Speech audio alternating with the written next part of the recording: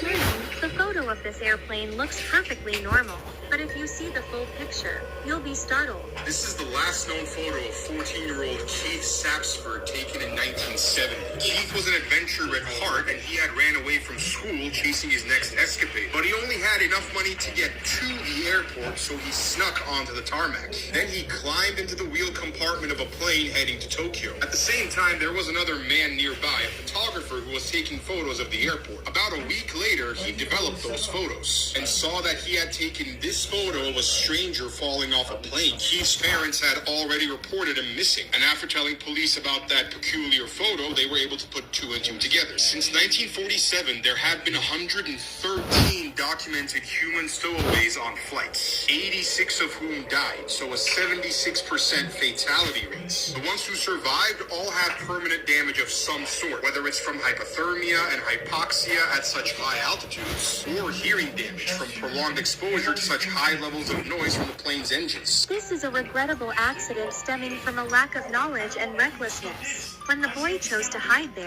there was no way out for him. Even if he managed to land at the airport, he wouldn't be able to enter the country without proper documents. He could have ended up in prison then. But, like or well, this little boy's photo is very cute with his bright smile. What makes it special is that it was taken just before he mysteriously disappeared. The strange thing is, after people found the boy, I'm not sure if that's even the same boy anymore. Let's watch the video.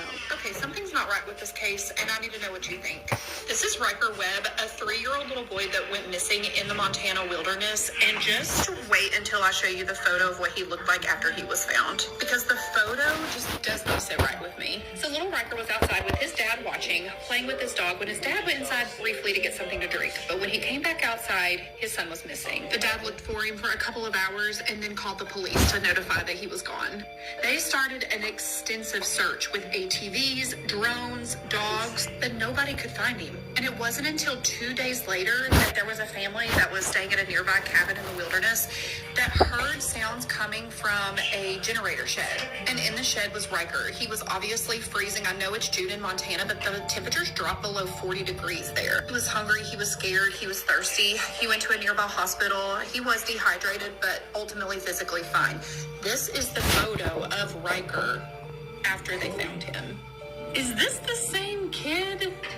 He's obviously got this shell-shocked look in his eyes. I mean, I'm sure he saw some traumatizing things in the forest. But here's what's strange about this case. This is where he went missing.